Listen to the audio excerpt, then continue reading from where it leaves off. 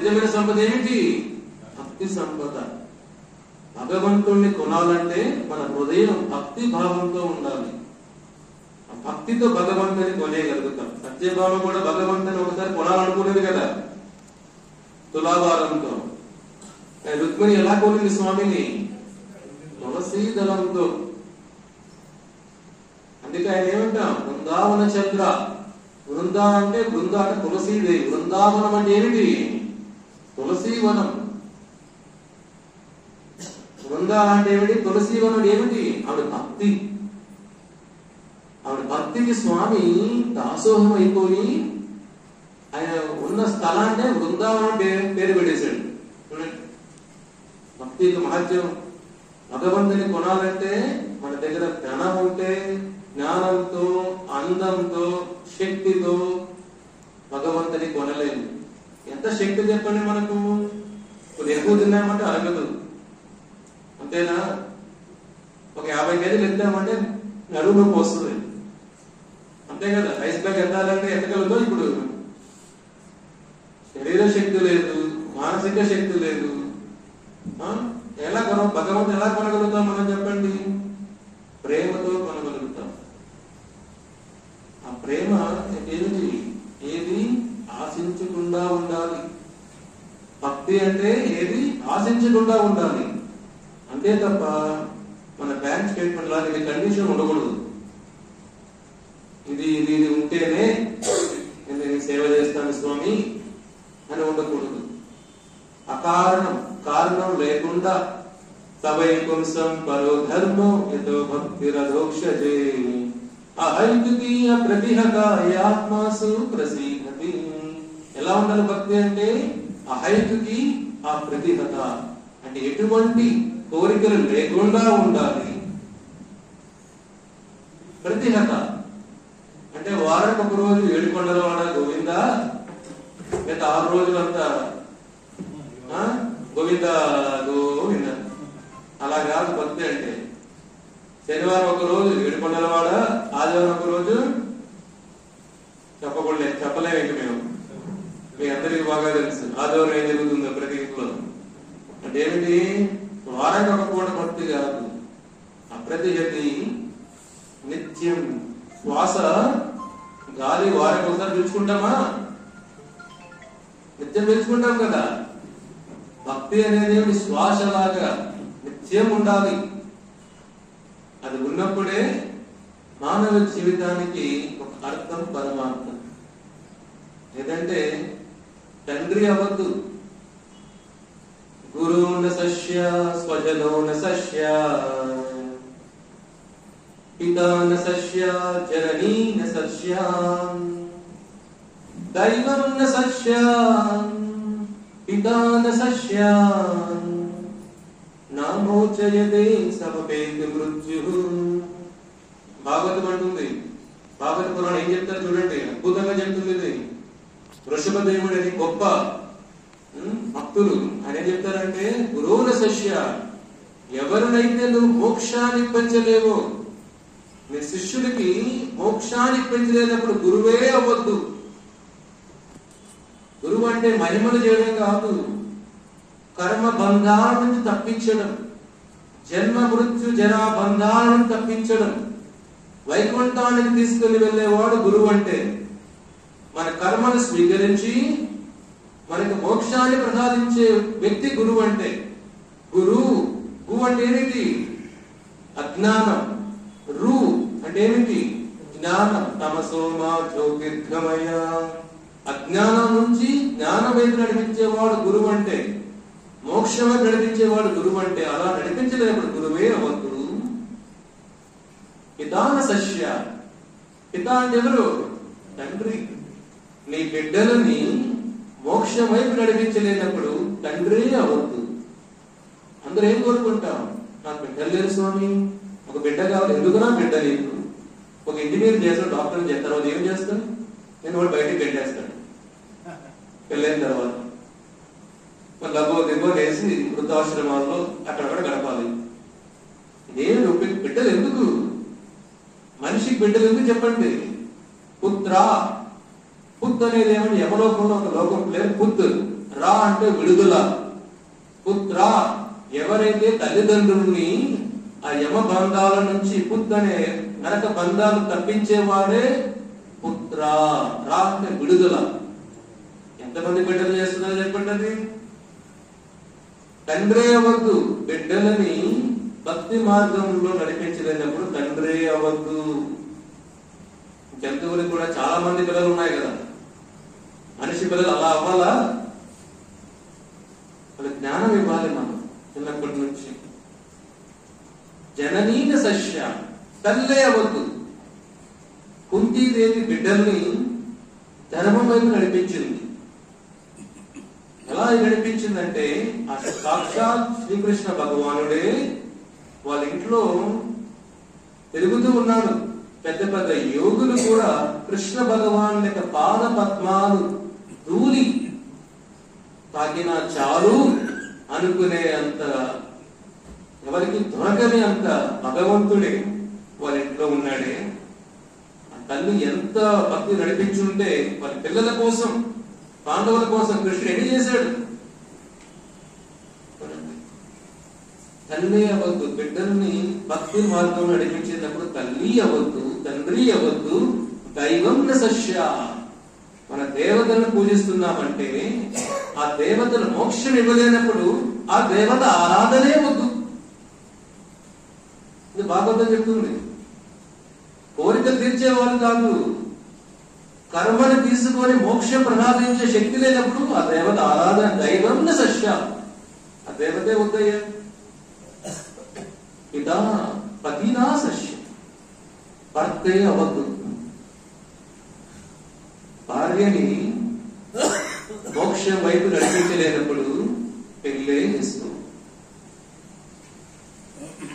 పెళ్లి పిల్లల కోసం కాదు. పతి అనేవాడు భరించేవాడు, మోక్షం నడిపించేవాడు, ఆ జ్ఞాన సంపద గురువులాగా. పతీన సస్య అవ్వద్దు. నా మృత్యువు, చావు నుంచి తప్పించలేనప్పుడు ఏమీ అవద్దయ్యా అంటుంది. చూడండి, కాబట్టి మనం భగవద్గీత భాగవత సారం ఏమయ్యా అంటే, భక్తి మార్గం అనేది స్థూలమైన మార్గం. దీనికి పెద్ద క్వాలిఫికేషన్, అర్హతలు అవసరం లేదు. దీనికి ఏం కావాలి? తెలుసుకోవాల్సిన తాపత్రయం మనలో అంతే కదా. భగవంతుడు భక్తుడు కోసం ఏదైనా చేస్తాడు. మరి ఇప్పుడు పూరి జగన్నాథ్ రథయాత్ర జరిగింది మొన్నే కదా. రేపు బహుళ రథయాత్ర అంటే స్వామి రేపు మళ్ళీ వెనక్కి వెళ్తున్నాడు. రథయాత్ర అంటే స్వామి దేవాలయం నుంచి బయట వస్తారు. రేపు స్వామి దేవాలయం లోపలికి వెళ్తారు. జగన్నాథ స్వామి ఎవరు? కృష్ణ భగవానుడు. అంత పెద్ద కళ్ళు ఎందుకున్నాయి? మనలో మన మనుషులు ఎలా ఉన్నాం? ఎంత మంచి పనులు చేసినా అవన్నీ పక్కన పెట్టేస్తున్నాం. వాడు ఏదైనా ఒక మాట అన్నాడు అనుకోండి, అదే మన మైండ్ లో ఉంటుంది. వాడు అది అన్నారే మంచి అంతా మర్చిపోతాం. ఒక చిన్న సంఘటన జరిగిందంటే అదే మనసులో ఉంటుంది. జగన్నాథ స్వామి అంటే ఏమిటి? మనలో ఎంత చెడు గుణాలు ఉన్నా ఎక్కడో ఒక ఆవగించంత భక్తి ఉంటే ఆ స్వామి ఆవగించేంత భక్తిని పెద్ద పెద్ద కళతో చూస్తాడు ఆయన. ఆయన సాక్షాత్ కృష్ణుడు అక్కడ ఉన్నాడు. ఆయన మీరు పూరి దేవాలయంకి వెళ్తే స్వామి జగన్నాథ్ వెనకాల ఒక గణేశుడు ఉంటాడు. చూస్తారు ఎవరైనా? వినాయక స్వామి ఉంటాడు పూరి జగన్నాథ్ దేవాలయం వెనకాల. అప్పట్లో పూరి రాజు పురుషోత్తమ దేవ. ఏం పేరు?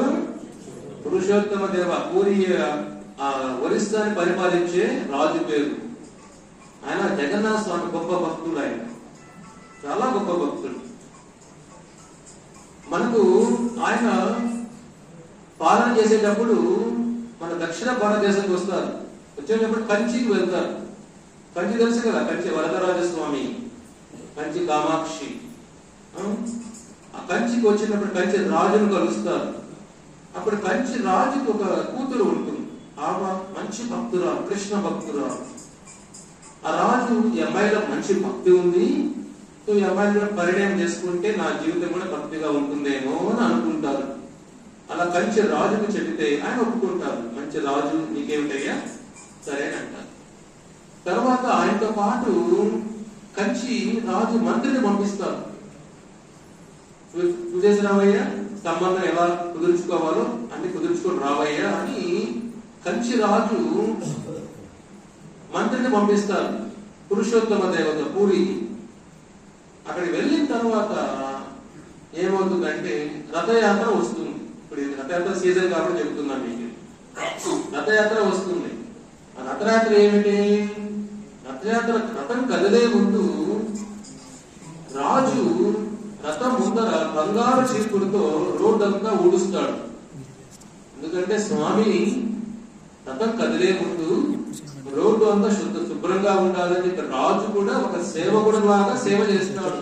అప్పుడే రథం కదులుతుంది. ఇప్పుడు కూడా రథయాత్ర జరిగే రథం కదిలే ముందు ఇప్పుడు కూడా రాజులు వంశస్థులు ఉన్నారు, వాళ్ళు కూడా చీపుడుతో అంతా కూడా రోడ్డు అంతా శుభ్రం చేస్తారు. జగన్నాథ నువ్వే రాజు, మేమంతా నీ సేవకులము అనే భావన ఉండాలి. ఒక్కోసారి మన దగ్గర ఏమీ లేకపోయినా మన రాజులాగా ఫీల్ అవుతూ ఉంటాం. కానీ రాజు భక్తి ఉన్నవాడు ఏమిటి? రాజైనా దాసుడు లాగా ఆలోచిస్తూ ఉంటాడు. అది ఆయన రోడ్డు శుభ్రం చేస్తూ ఉంటే ఆ కంచి వచ్చిన మంత్రి చూస్తాడు, ఇదేమిటి ఈయన రాజుగా రోడ్డు ఉండుస్తాడేమిటి, ఇది రాజు చేయడం తగిన పని కదా, ఇక్కడ చూస్తుంటే ఏదో లోపం ఉన్నట్టుంది అని వెనక్కి వెళ్ళి కంచి రాజు చెబుతాడు. ఆయన ఏంటంటే రోడ్డు ఉండుస్తున్నాడు కాబట్టి మన పిల్ల తగలేమో ఆయనకి అనే సంబంధం క్యాన్సిల్ అయిపోతుంది. అర్థమైనా? సో కానీ రాజుకి ఏమవుతుంది చూడండి, రాజుకి ఎందుకు కోపం వస్తాడు? సంబంధం క్యాన్సిల్ అయిపోయిన కోపం లేదు. అంటే నా జగన్నాథుడు సేవని తక్కువ చేసి చూస్తావా? అంతే కదా. భగవంతుడి సేవ అంటే చాలా బహునాం జన్మ నామంతే జ్ఞానవాన్ మాం ప్రపంచతే వాసుదేవ సర్వమితి స మహాత్మాసు దుర్లభః. భగవంతుడు కృష్ణుడు చెబుతారు బహునాం జన్మ నామంతే, కోట్ల జన్మల తర్వాత మనకు భగవంతుడి కృప ఉంటే జ్ఞానవాన్, భగవంతుడు జ్ఞానం బుద్ధి మనకిస్తారు.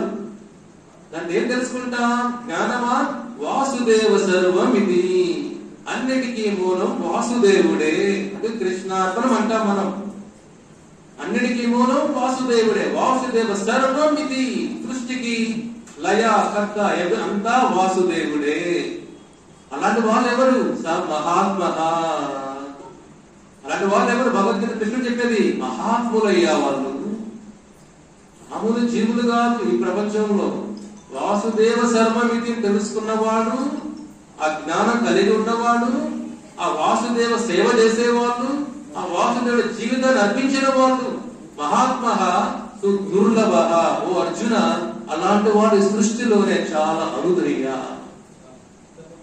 అటువంటి అవకాశం పురుషోత్తమ దేవుడికి దొరికింది కదా జగన్నాథ స్వామి కృష్ణుడు సేవ చేయడానికి. అంటే నా జగన్నాథ స్వామి కృష్ణుడి సేవని తక్కువ చేస్తావా? అంటే నీకేమి తెలియకుండా ఎంత అహంకారం ఉంది నీలో. అంటే భగవంతుడి సేవ కూడా చిన్నగా చూస్తావా? ఇతనికి బుద్ధి చెప్పాలి. ఈ రాజుకి బుద్ధి చెప్పాలి, గర్వంతో ఉన్నాడు. అంతే కదా.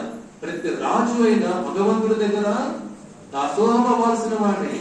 ఎందుకంటే మన శరీరం శక్తి ఏమని చెప్పండి, వయసు పెరిగేతుంది, శరీరం భారం అయిపోతుంది, కళ్ళు తగ్గిపోతాయి, జీర్ణశక్తి తగ్గిపోతుంది, మోకాలు నొప్పులు వస్తాయి, షుగర్ వస్తుంది. ఇవన్నీ కదా మన బంధువులు. తర్వాత బంధువులు వెళ్ళిపోతారు, ఈ బంధువులు వెళ్ళిపోరు, మనతోనే ఉంటారు. వయసు పెరిగే కొద్దికి మన వద్దన్నా మనతోనే ఉంటారు. ఇలాంటి పరిస్థితుల్లో ఇక్కడ సుఖం ఏమని చెప్పండి, అహంకారంతో ఉండకూడదు.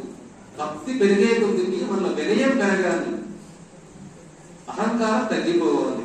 ఈ రాజు పురుషోత్తమ దేవుడి కంచి రాజు గుణపాఠం చెప్పాలి అని ఆలోచించి దండయాత్ర చేస్తారు కంచికి. దండయాత్రకు వెళ్ళినప్పుడు, ఆ దండయాత్రకు వెళ్ళినప్పుడు కంచి రాజు సైన్యంతో అతను కూడా యుద్ధానికి రెడీ అని అంటాడు. ఎందుకు యుద్ధం చేస్తున్నావు అంటాడు కంచి రాజు. ఎట్లా నా స్వామిని అవమానించావే, నా స్వామి భక్తిని అవమానించావే, నీ కూతురు ఎవరికి కావాలయ్యా అని అవమానిస్తాడు. అప్పుడు చెప్తాడు, ఓ నీ జగన్నాథ్ అంత గొప్పవాడా, నా కంచిని కాపాడేది ఎవరు, నా వినాయక స్వామి గణేష. అలాగైతే ఒకటి నేర్చుకో, నీ యుద్ధంలో ఓడిపోయావనుకో నీ పూరి జగన్నాథ్ తీసుకొని కంచిలో పెట్టేస్తా. అదే నువ్వు యుద్ధంలో గెలిచావనుకో నా వినాయక స్వామి కంచి పూరికి తీసుకెళ్ళి కావాలంటే, అంటే నేను ప్రతిరోజు పూజ కులదైవం అయినా తీసుకెళ్ళిపో కావాలంటే పూరికి అని అట్లా శబదం చేస్తాడు.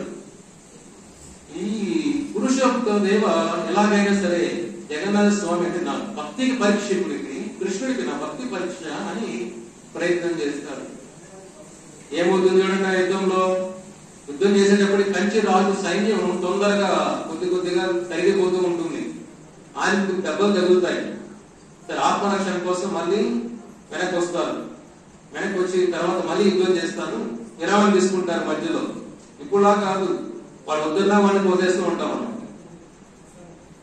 వాళ్ళు వద్దన్నా యుద్ధం చేస్తూ ఉంటాం. ముందు యుద్ధాలు అలా జరగవు కాదు.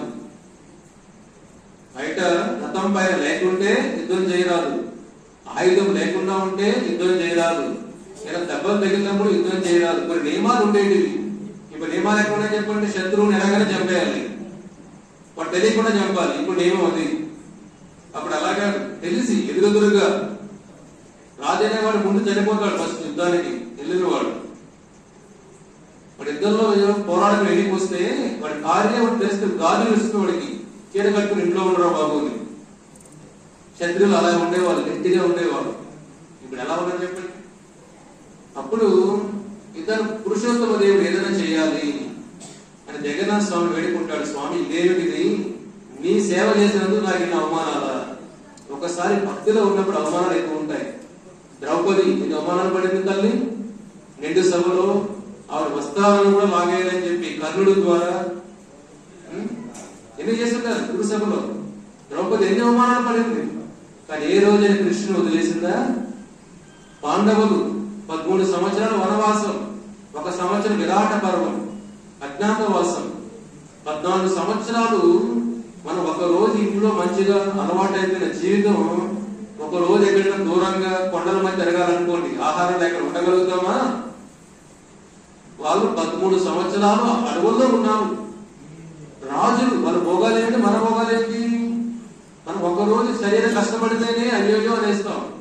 అలాంటి 13 సంవత్సరాలు వనవాసంలో ఎన్నో కష్టాలు అనుభవించినా కానీ ఏ రోజు భక్తిని వదిలిపెట్టలేమా? భక్తి ధైర్యాన్ని ఇస్తుంది, శక్తిని ఇస్తుంది, కష్టాలు ఎదుర్కొనే శక్తిని ఇస్తుంది మనకి. కాబట్టి భక్తి అంటే ఏదో ఆశాపాష విషయం కాదు. భగవంతుడే మన గుండె నిండా ఆవహించేస్తాడు. మృత్యువే మనం ఏమీ చేయలేదు. అటువంటి ధైర్యం వస్తుంది. పురుషోత్తమ దేవ అలా ఏడుస్తూ ఉంటే జగన్నాథ స్వామి బాధపడుతూ అంతా నేను దగ్గర నుండి చూసుకుంటాను, నువ్వు మళ్ళీ యుద్ధానికి వెళ్ళు అని అంటారు జగన్నాథ స్వామి. సరే స్వామి అని చెప్పి పురుషోత్తమ మళ్ళీ యుద్ధానికి బయలుదేరుతాడు. యుద్ధానికి బయలుదేరి వెళ్ళినప్పుడు ఏమవుతుందయ్యా అంటే, ఒక ఇద్దరు గుర్రంలో రాజు కంటే ముందే వెళ్తుంటారు. మధ్యలో ఒక ఆవిడ మజ్జిగ అమ్ముతూ ఉంటుంది పాఠశాలకు వెళ్లే వారికి. ఇద్దరు అక్కడ గుర్రం ఆగుతారు. తల్లి దప్పకేస్తుంది, మజ్జిగ తల్లి మజ్జిగ అడుగుతారు, మజ్జిగ తాగుతారు. అప్పుడు డబ్బు లేని అడుగుతారు కదా, నాన్న మీరు ఇవ్వండి అని అంటే, నా దగ్గర ఏమీ లేదు, కాకపోతే నా దగ్గర ఏమీ లేదు తల్లి, ఇద్దరు ఇవ్వాలి అంటే, సరే అయితే ఉంగరం ఇస్తాను, వెనకాల ఒక రాజు వస్తాడు, ఆయన ఉంగరం చూపించు అని అంటాడు. సరే అయితే ఆవిడ ఒప్పుకోదు, నాకు ఇప్పుడే కావాలండి, ఈ ఉంగరం ఏం చేసుకోవాలి అంటే, లేదు ఆయన మంచి ధనం ఇస్తాను నీకు అని ఉంగరం ముసలావిడికి ఇస్తారు. సరే వీళ్ళు మధ్యలో వెళ్ళిపోతారు. పురుషోత్తమ దేవుడు వస్తాడు. వచ్చినప్పుడు ఆ స్త్రీ ఆపేస్తున్నాడు ముసలావిడ. ఆగయ్య స్వామి, డబ్బులు ఇవ్వాలి మీరు నాకు అంటారు. ఎందుకమ్మా? లేదండి ఇప్పుడే మీ సైనికులు వెళ్ళారు, గుర్రాల పైన మధ్య తాగెళ్ళారు, డబ్బులు కట్టలేదు, మీరు ఇస్తానని చెప్పారు అంటారు.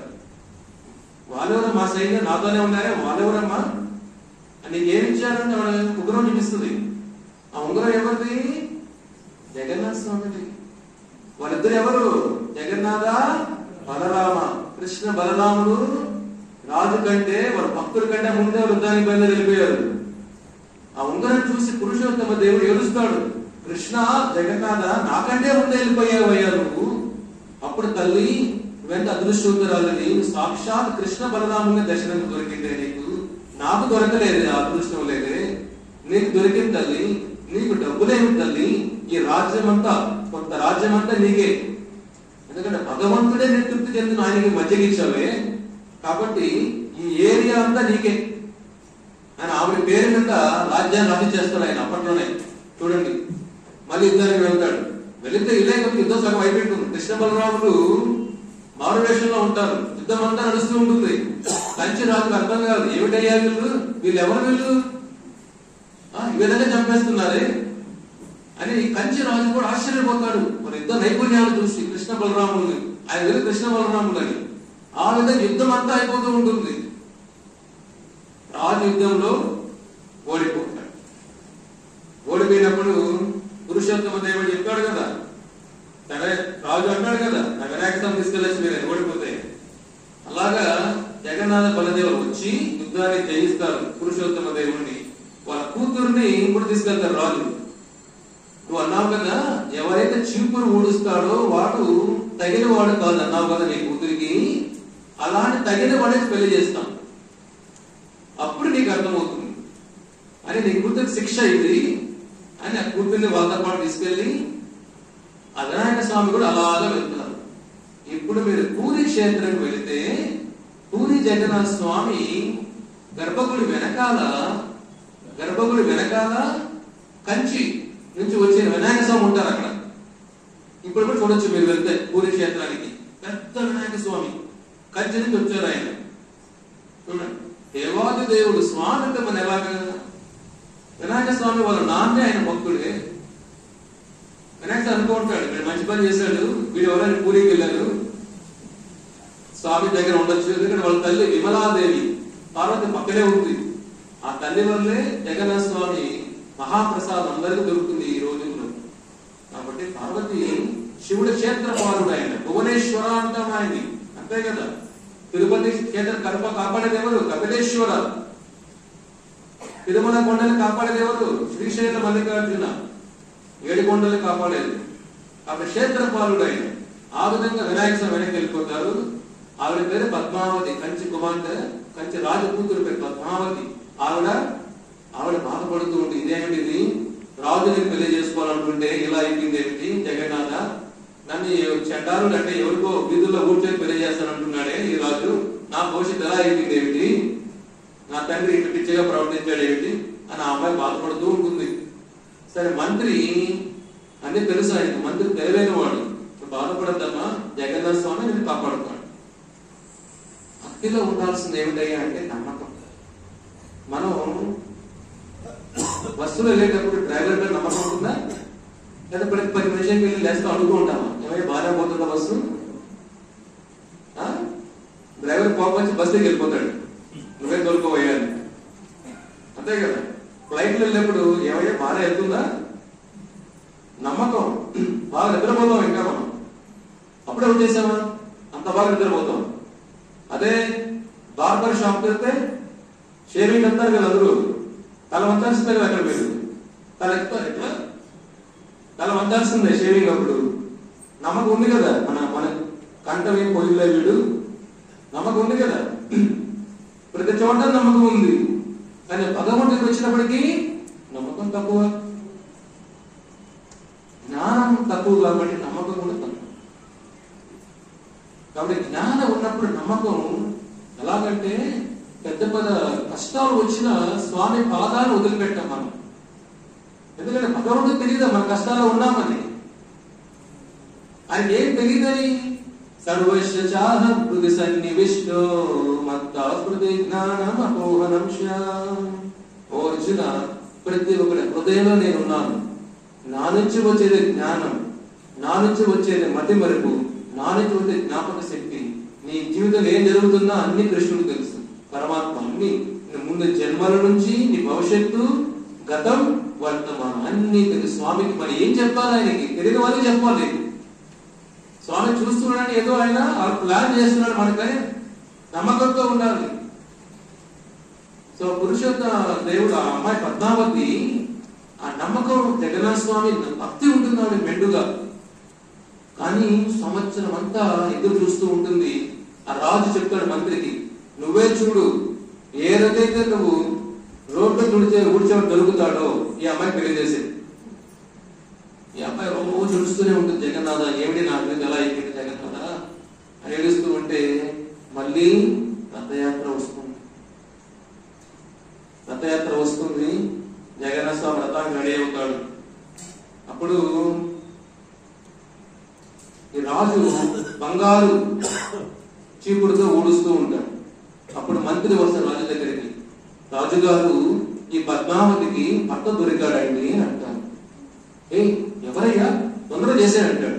మీరే అండి అని అంటాడు. అదేమిటయ్యా నన్ను అంటావు?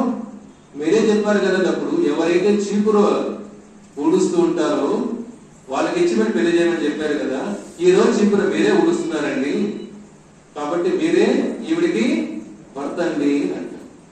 చూడండి జగన్నాథ స్వామి ఏ విధంగా కాపాడుతాడు భక్తుల్ని. మన కోసం యుద్ధం కూడా చేస్తాడు. పాండవుల కోసం కృష్ణుడు యుద్ధం చేయాలి అన్ని ప్లాన్ చేశాడు స్వామి. కానీ పురుషోత్తమ దేవుడి కోసం జగన్నాథ స్వామి యుద్ధం కూడా చేశాడు. కాబట్టి పూరి క్షేత్రం కలియుగానికి అక్కడ చిన్న చీమలు కూడా శంఖ చక్ర గదా పద్మంతో కనబడుతాయంట. దేవలోకాలను చూస్తే చీమలు కూడా చతుర్భుజాలతో కనబడతాయి పూరి క్షేత్రం. కాబట్టి భక్తి కోసం తపత్రపడాలి. మన భక్తిని పక్కన పెట్టి దుర్యోధను లాగా స్వామి నీ శక్తి నువ్వు వద్దు స్వామి అనకూడదు. ఒకసారి ఒక కాకి ఉండేది. కాకి ఎప్పుడు రోడ్లు తెలుసు కదా, మనం కాకి కనబడితే కొంతమంది రాళ్ళు వేస్తూ ఉంటారు, ఎందుకు కొంచెం అరుస్తున్నావు ఇక్కడ. కాకి బాధపడుతూ ఉంటుంది, ఏమిటి నా జీవితం ఎలా అయిపోయింది, ఈ నల్ల రంగు వల్ల ఏమిటి ఎలా ఉంది, మనకు అవమానాలు జరుగుతున్నాయి అని కాకి బాధపడుతూ ఉంటుంది. బాధపడుతూ ఇదేమిటి ఒక రంగే ఉంది మనకు, నా రంగు కూడా నల్లగా ఉంది ఏమిటి అని హంస దగ్గరికి వెళ్తుంది. హంస నువ్వు చాలా బాగున్నావు, తెల్లగా బాగున్నావు, నువ్వు నాకంటే ఆనందంగా ఉన్నట్టున్నావు చూస్తుంటే కదా, నాకన్నా మంచిగా నేను ఎవరు రాళ్ళతో కొట్టట్లేదు, నా పరిస్థితి అలా లేదే అని అనుకుంటూ హంస బాగున్నావు అని హంసను అడిగితే, నేను బాగున్నాను కానీ నాకన్నా ఆ చిలుక చూడు, నాకన్నా ఒక రంగే తెలుపు రంగు, ఆ చిలుకకి పచ్చ తెలుపు రెండు రంగులు ఉన్నాయి, నాదే ఉంది, నాకన్నా ఆ చిలుక ఇంకా ఆనందంగా ఉన్నట్టుంది, కాబట్టి నా దగ్గర ఆనందమే లేదబ్బా అంటుంది. అవునా అని చెప్పి కాకి హంసను వదిలి చిలుక దగ్గర వెళ్తుంది. చిలుక చూస్తామంటే నువ్వే ఆనందమైన పక్షిలా కనబడుతున్నావే అంటే, చిలుక అంటూ నాదే ఉన్నాయా రెండు రంగులే, ఆ నెమలిక చూడు ఎన్ని రంగులు ఉన్నాయో,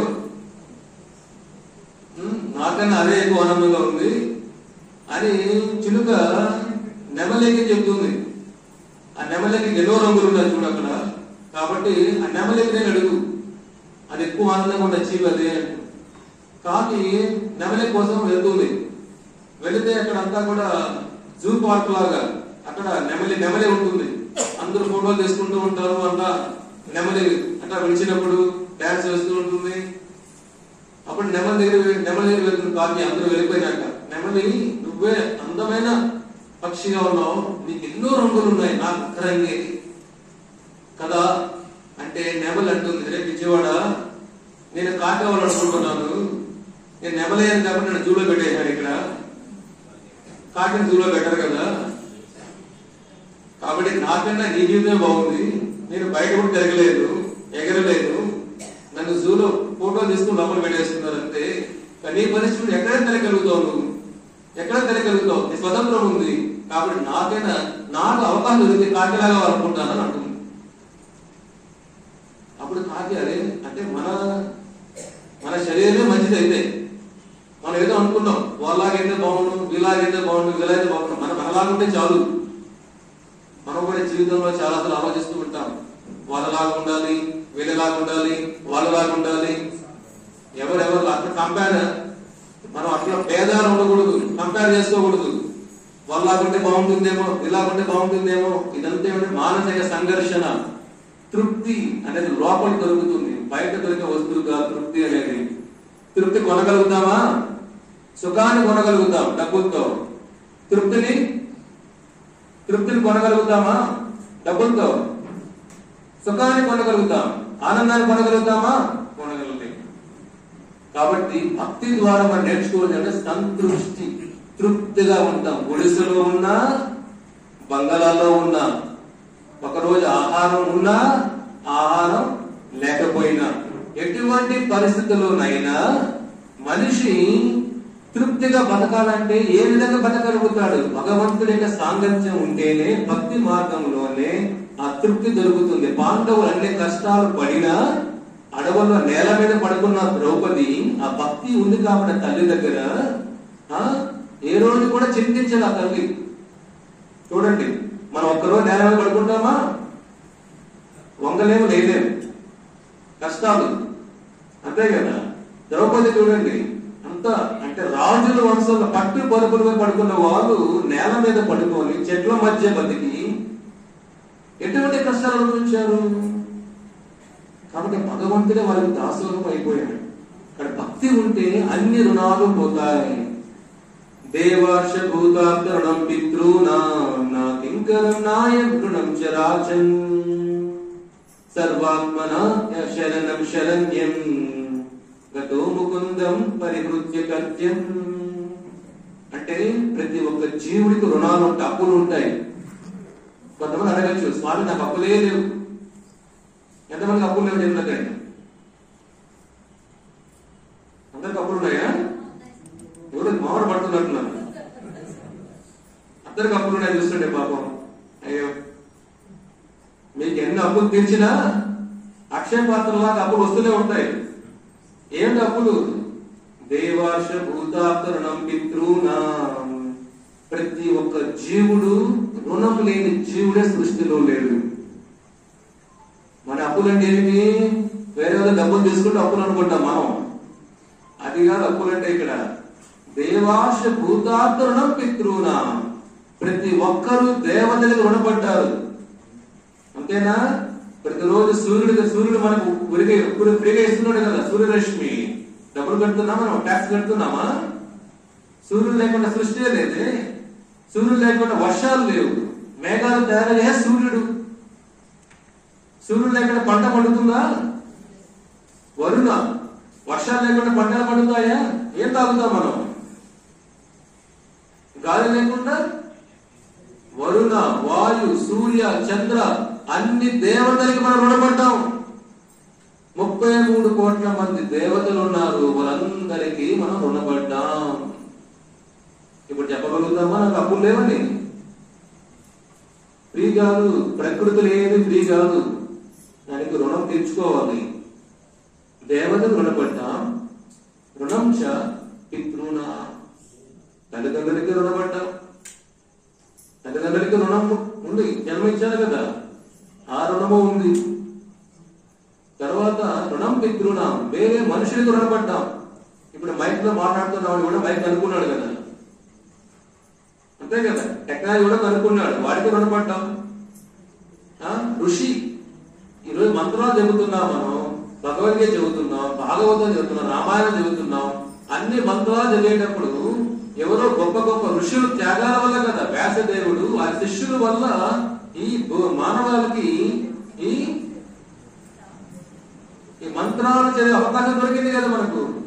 లేదంటే వ్యాసదేవుడు కానీ ఆ రోజు వాళ్ళ శిష్యులకి ఇవన్నీ రాయిద్దండి చెప్పుకుంటే మనకు భగవద్గీత ఉండేది కాదు మనకు. వ్యాసదేవుడు ఆ శిష్యులందరికీ ఇవన్నీ కూడా బుక్కులో రాయండి అయ్యా అని సేవ ఇచ్చాడు. కాబట్టి ఋషులకి రుణపడ్డా. మంత్రాలు ఎక్కడి నుంచి వచ్చాయి? ఎవరి త్యాగం వల్ల వచ్చాయి. గొప్ప గొప్ప ఋషుల వల్ల వచ్చే మంత్రాలు. మన ఋషులకి రుణపడ్డాం. చూడండి, దేవర్ష భూతార్థ రుణం పితృనాం ఇంకా రుణం చ రాజన్. అందరికీ రుణపడ్డామయ్యా.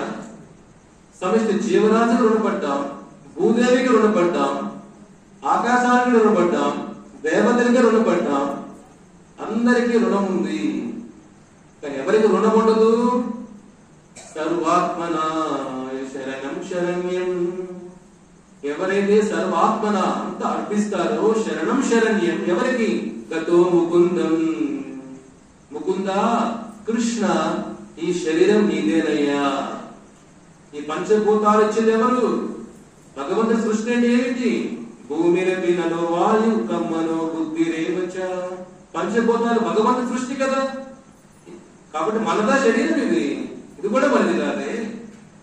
సర్వాత్మన శరణం శరణ్యం. కృష్ణ, అన్ని నీకేవయ్యా. ఇది నువ్విచ్చిన శరీరం, నువ్విచ్చిన శరీరం ఇది అని ఎవరైతే ముకుంద కృష్ణానికి దాసోహం అంటారో, ఆ కృష్ణ భక్తిలోకి వస్తారో, గతో ముకుందం పరిహృత్య కర్తం, వాళ్ళు రుణాలన్నీ కూడా రుణగ్రస్తులైపోతారు అని చెప్తుంది శాస్త్రం. చూడండి, అప్పులు తెరిచే మార్గం ఇది. మనం చనిపోయినా రుణం తెచ్చుకోగలుగుతామా? ఇలాంటి రుణాలు ఎలా తెచ్చుకుంటాం చెప్పండి? సూర్యుడికి ఎలా రుణం తెచ్చుకుంటాం చెప్పండి? పేటీఎం పంపిస్తామా సూర్యుడికి? చంద్రుడికి ఫోన్ పే చేయలేమే. రుణం ఎవరు తెలుస్తారు మనకు? గతో ముకుందం పరిహృత్య కర్తం సర్వాత్మన శరణం శరణ్యం. అన్ని భగవంతుల స్వామి కృష్ణ, నువ్వే నాకు శరణు అనే భావం రావాలి. అదే మన చేతులు పైకి ఎత్తాం. మనం ఎక్సర్సైజ్ కోసం కాదు చేతులు పైకి. ఎందుకు చేతులు ఎత్తాం పైకి? మనం హరే కృష్ణ మంత్రం చెప్పేటప్పుడు ఇది ద్రౌపది భావ. ద్రౌపది వస్త్రాభరణప్పుడు వస్త్రం లాగేటప్పుడు ఆ తల్లి రక్షించుకుంటూ ఉంది. అరే లాగేస్తున్నాడే అని, ఆత్మరక్షణ కోసం. కృష్ణుడు రావా, ఓ నీ ప్రయత్నం చేస్తున్నావు, నువ్వు చేయటది చెయ్యి. ఎప్పుడైతే తల్లి నా వల్ల కాదు, ఇంకా దుశ్శాసనుడు భయంకర శక్తిమైన నా వల్ల కావట్లేదు చేతులు చేస్తుంది తల్లి, ఓ గోవింద ముకుంద నువ్వే దిక్కు తండ్రి అని. అప్పుడు కృష్ణుడు వస్తాడు. అర్థమైనా? శరణాగతి భావం ఉన్నప్పుడే భగవంతుడు మన జీవితాల్లో అడుగు పెడతాడు. మనం మన ఆత్మశక్తి జ్ఞానశక్తి పైన ఆధారపడకూడదు, భగవత్ శక్తి పైన ఆధారపడాలి. ఆ భావంతో ఉండాలి. అప్పుడు ఆ రుణాలన్నీ తీరిపోతాయి. కాబట్టి ఈ రోజు ఒకటి కోటేశ్వరుడు అవ్వచ్చు, కానీ కష్టాలు అనుభవించాల్సిందే. యమలోకానికి వెళ్లాల్సిందే. వాడు కూడా యమలోకంలో రికమెండేషన్ చేద్దాం. ఎంపీ రికమెండేషన్ అండి, ఏఎంపీ బ్రేక్ దర్శన్ ఇవన్నీ దొరకవు అక్కడ యమలోకాల్లో. ఎమ్మెల్యే అయినా, ఎంపీ అయినా, మినిస్టర్ అయినా, ప్రైమ్ మినిస్టర్ అయినా కర్మానుసారం వెళ్లాల్సిందే యమలోకాన్ని. యమలోకం తప్పించుకోవాలంటే ఏముండాలి మన చేతుల్లో? డబ్బులతో యమధర్మం లంచం ఇస్తామా? ఇవ్వలేం. నీకు అర్థమైంది కదా? భగవంతుడు భక్తి ఉన్నవాడు తప్ప సృష్టిలో పుణ్యాలైనా పాపాలైనా యమలోకానికి వెళ్ళి తెలుసుకోవాల్సిందే.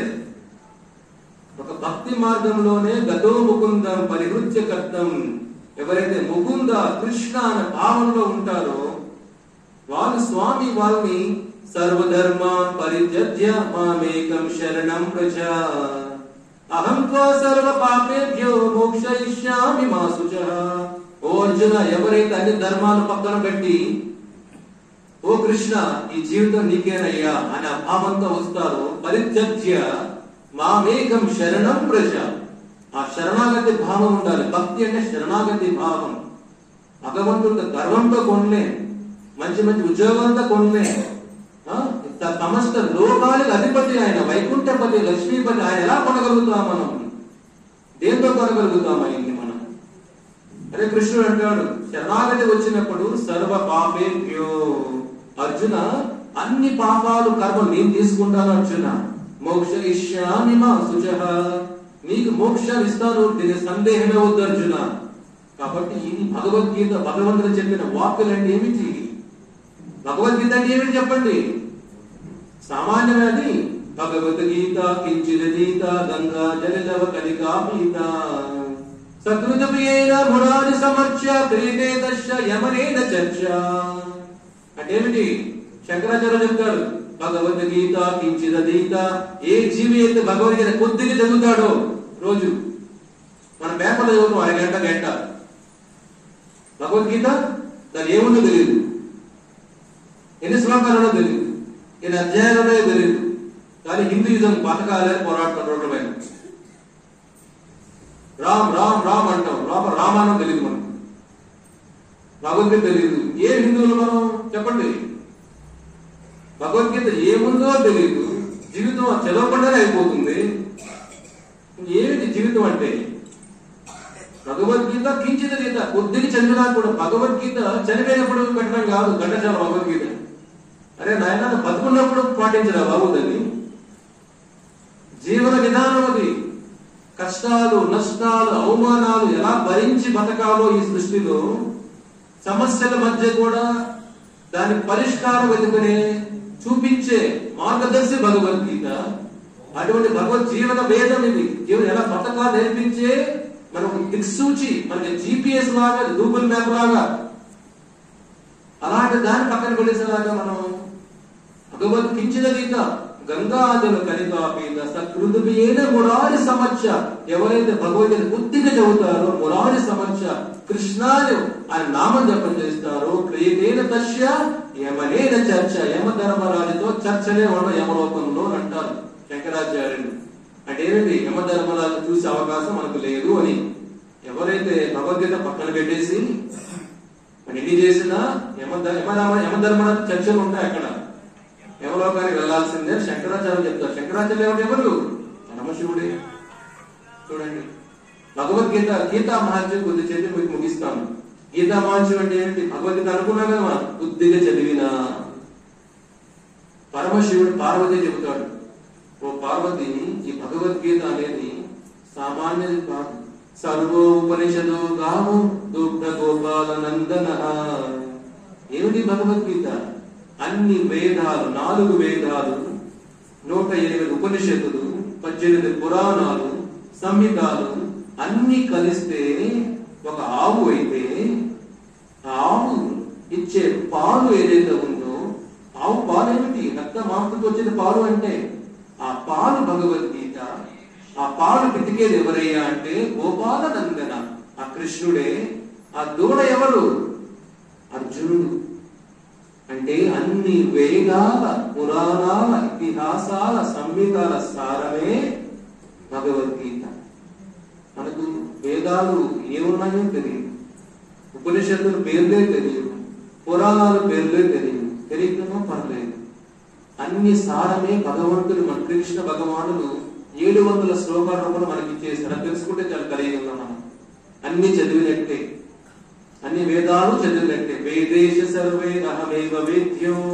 ఎవరైతే తెలుసుకుంటారో అన్ని వేదాలు చదివినట్టే కృష్ణుడు డిక్లేర్ చేస్తారు భగవద్గీతలో. చూడండి, కాబట్టి ఇది పరమశివుడు పార్వతి చెబుతున్నాడు. ఒక గొప్ప బ్రాహ్మణ కుటుంబంలో పుట్టిన వాడు కొన్ని సాంగత్యం, చెడు సాంగత్యాలతో, చెడు అలవాట్లతో ఆ సంస్కారాన్ని పక్కన పెట్టేస్తాడు. చెడు మార్గంలో వెళ్ళిపోతాడు. వెళ్ళిపోయి వాడి పాపాలకి ఇంకొక జన్మలో ఎద్దులాగా పుడతాడు. చూడండి, ఇప్పుడు ఎవరింట్లో పుట్టాలో మన చేతుల్లో ఉందా? ఎవరైనా పుట్టాల అవకాశం కూడా ఎక్కడ పుడతాం మనం? ఇప్పుడు మీకు అవకాశం ఉంది ఒకరింట్లో పుట్టాలంటే ఎక్కడ పుడతాం మనం? అందరూ ముఖేష్ అంబానీ కావాలి కోరుకుంటాం, అంతే కదా. ఎక్కడో పల్లెలో పనిచేసే రైతు బిడ్డలో పుట్టాలని అనుకుంటామా మనం? లేదు కదా. ముఖేష్ అంబానీ ఇంట్లో పుట్టాలి స్వామి, అవకాశం ఉంటే. అవకాశం లేదు కాబట్టి హిందూపూర్లోనో, అనంతపూర్లోనో, తిరుపతిలోనో, గుంటూరు ఎక్కడో పుడుతున్నాం మనం. ఆ చేతిలో కర్మన దైవ నేత్రేన, మన చేతిలో ఎక్కడ పుట్టాలని కర్మానుసారం భగవంతుడు ఎక్కడ పుట్టుకకి వెళ్లాల్సిందే మనం. నో చెప్పేదానికి లేదు ఇక్కడ. కొంతమంది గవర్నమెంట్ జాబ్ ట్రాన్స్ఫర్ కోసం రికమెండేషన్ ఆపుకుంటూ ఉంటారు. అలా కుదరదు ఇక్కడ. ప్రకృతి శరీరం వదిలిన తర్వాత జీవుడు ఎక్కడికి వెళ్ళాలో భగవంతుడు నిర్దేశిస్తాడు కర్మానుసారం.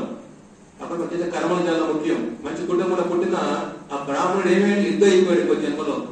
యుద్ధ అయిపోయినాక బరువు మోసి మోసి రోడ్లలో నడవలేక, ఆ బరువు మొయ్యలేక సొల్లసిల్లిపోయి దప్పకేస్తుంది. వాడు యజమాని కొడుతుంటాడు. దాహం వేసినా కూడా ఆ బరువు మొయ్యలేక రోడ్లో పడిపోతుంది. అలాగే పడిపోయి ఆ బాధ తట్టుకోలేక అది చూసి అందరికీ జ్ఞాని కలుగుతుంది. అయ్యో, ఈ జీవుడు ఎంత బాధపడుతున్నాడే. కాబట్టి మన కష్టాలు ఉంటే అదేదో గుడికే వచ్చేది కాదు. మనం ఈ తప్పులు చేసినప్పుడు అప్పుడు ఆలోచించాం. ఆ తప్పులు చేసినప్పుడు మన తప్పులు చేస్తూ ఉంటాం. ఆ తప్పులు కష్టాల రూపంలో వస్తాయి. బిడ్డలు సరిగా లేకపోవడం, ఆరోగ్యం సరిగా లేకపోవడం, ధనం సరిగా అందకపోవడం, అప్పుల బాధలు అవ్వచ్చు, ఎన్నో రకరకాల బాధలు. తలనొప్పి కూడా ఊరికే రాదు మనకు, తలనొప్పి కూడా ఊరికే రాదు. మన పాపాలు ఉంటేనే తలనొప్పి కూడా వస్తుంది. ఆ ఎద్దు బాధను చూసి ఎన్ని పాపాలు చేసిన ముందు జన్మల పాపం ఈ జీవుడు తన అందరూ పాపం చుట్టూ గుమికూడి వాళ్ళు ఏదైనా చేయాలి ఎద్దుకి అని భగవంతుని ప్రార్థిస్తారు. ఆ బాధలు చూసి ఒక్కొక్కరు నాలో ఏదైనా పుణ్యం ఉంటే ఆ పుణ్యం ఎద్దుకు ఇస్తాను నేను. చూడండి, ఇది జ్ఞానం అంటే. చూడండి, మన కర్మని వేరే వాళ్ళకి ఇవ్వలేము. మీకు జ్వరం వచ్చింది అనుకోండి, మీ ఇంట్లో మీ ఆయనకి ఇవ్వగలుగుతారా మీరు? ఏమంటే రోజు నాకు బాధగా ఉంది, ఒక రోజు జ్వరం తీసుకోండి, తీసుకుంటారా మీ ఆయన? ఎవరు తీసుకుంటారు ఈ రోజు కూడా? ఏమైంది అంటారు. అంటే ఒకరి బాధలు ఒకరికి ఇవ్వలేము. మనం అనుభవించాల్సిందే, తప్పదు. శరీరం మనకు వచ్చినప్పుడు మనం అనుభవించాల్సిందే బాధలైనా. మన ఆనందాన్ని పంచుకోగలుగుతాం, బాధల్ని. ఆనందం వస్తే బిర్యానీ కొంతమందికి చలో, కష్టాలు వస్తే బాధలు వస్తే మనమే అనుభవించాలి. ఈ ఎద్దు బాధలు చూసి అందరూ వాళ్ళ పుణ్యాన్ని ఇస్తూ ఉంటారు ఎద్దుకి. ఒక బ్రాహ్మణుడు వచ్చి కూడా పుణ్యం ఇస్తాడు. నాలో పుణ్యం ఏదైనా ఉంటే ఈ ఎద్దుకి ఇస్తాను, నేను ఇస్తాను. అప్పుడు ఎద్దు ఆ పుణ్యం అంతా తీసుకొని పాపం అప్పుడే అది తులసిల్లిపోయి ఉంటుంది, చనిపోతుంది. అలాగా చనిపోయి యమలోకానికి వెళ్తుంది.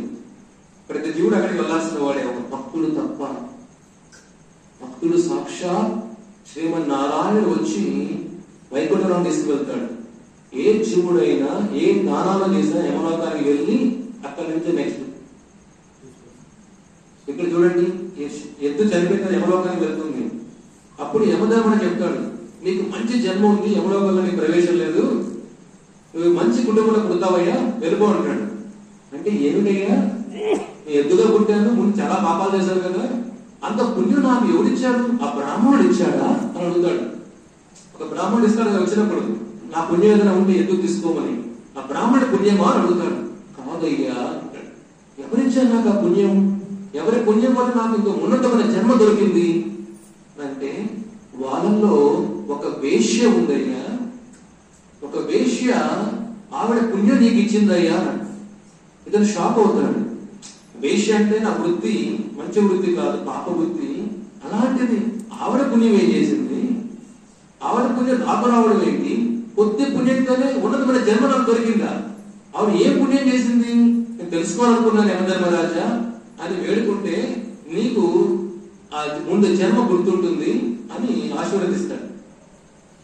తర్వాత మరో జన్మలో మంచి కుటుంబంలో పుడతాడు, మంచి గుణాలు, మంచి భక్తుల కుటుంబంలో పుడతాడు. చిన్నప్పుడు భక్తి ఉంటుంది ఆయనకి, ముందు జన్మ గతం ఉంటుంది కదా, వెతుక్కుంటూ వెళ్తాడు. ఎక్కడ చనిపోయాడు ఎద్దుగా ఆ ఊరికి వెళ్తాడు. ఆ ఊరికి వెళ్ళి అందరూ అడుగుతాడు, అయ్యో ముందు ఒక ఎద్దు చనిపోయింది, ఇక్కడ చాలా మంది ఇచ్చారు, ఒక వేశ్య ఉండాలి, ఆవిడ ఎక్కడ ఉంటుంది అయ్యా అని అడుగుతారు. ఆ ఊరంతా వెతికితే అప్పుడు ఒక ఆయన చెప్తారు, ఇక్కడ ఒక ఇంట్లో ఉంటుంది అయ్యా ఆవిడ. ఆ దగ్గరికి వెళ్తాడు. తల్లి, నువ్వు ఏం పుణ్యం చేసో చెప్పు తల్లి, నువ్వేదో పుణ్యం నాకు ఇచ్చావంట, ఆ పుణ్యంలో కొద్దిగా నాకు తగిలితేనే ఈ జన్మ వచ్చేసింది, నువ్వేం చేస్తావు? ఆ పుణ్యం ఏమిటి అంటే వేష చెబుతుంది, నా దగ్గర పుణ్యం ఉందయ్యా, నేను కొన్ని మంత్రాలు వింటుంటా, అది నా చిలుక ఇంట్లో ఉంది, ఆ చిలుక రోజు కొన్ని మంత్రాలు చెబుతూ ఉంటుంది, ఆ చిలుక చెప్పే మంత్రాలు నేను కొద్దిగా విన్నాను.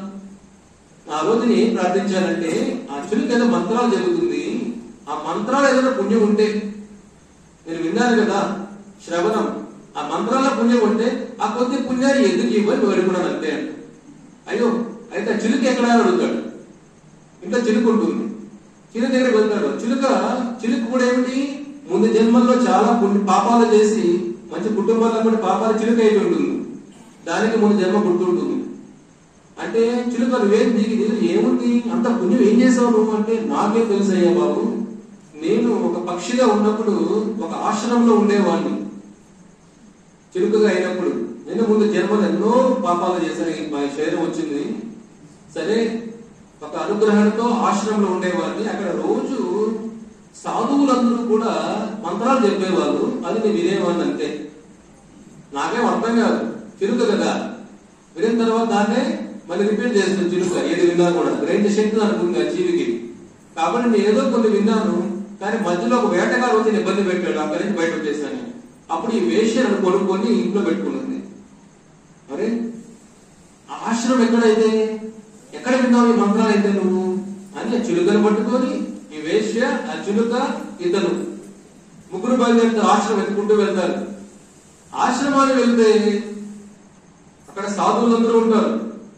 వాళ్ళు వేడుకుంటారు ఇతను, అయ్యా మీరు ఏ మంత్రాలు చదువుతారు రోజు, మీరేదో మంత్రాలు చదువుతున్నారు, అదే చిలుక వినింది, ఆ చిలుక నుంచి ఈ వేశ్య వినింది, ఆవిడ పుణ్యం కొద్దిగా నాకు వస్తే ఎట్లా నాకు ఈ జన్మ మంచి జన్మ దొరికింది, మీరు ఏ మంత్రాలు చదువుతారు చెప్పండి తెలుసుకోవాలనుకున్నారంటే అప్పుడు వాళ్ళు చెప్తారు, మేము ప్రతిరోజు భగవద్గీత మొదటి అధ్యాయం చదువుతామయ్యా.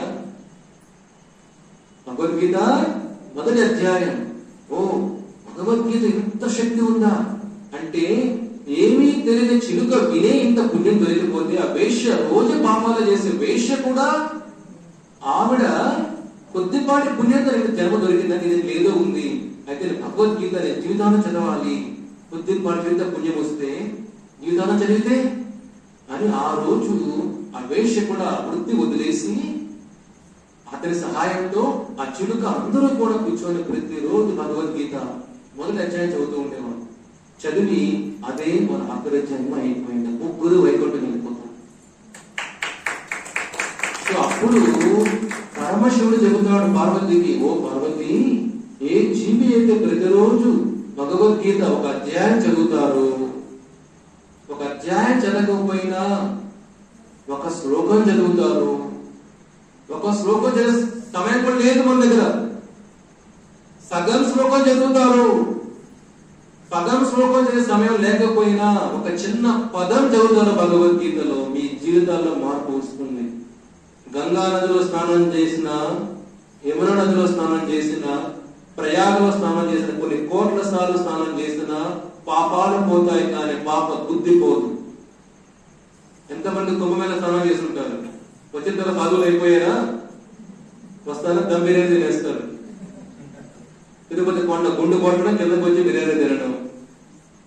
అంటే భక్తి ఏమిటి ఇక్కడ, పాపాలు పోతున్నాయి, పాప బుద్ధి మారాలి. బుద్ధి మారినప్పుడు మన ప్రభావం ఏమిటి?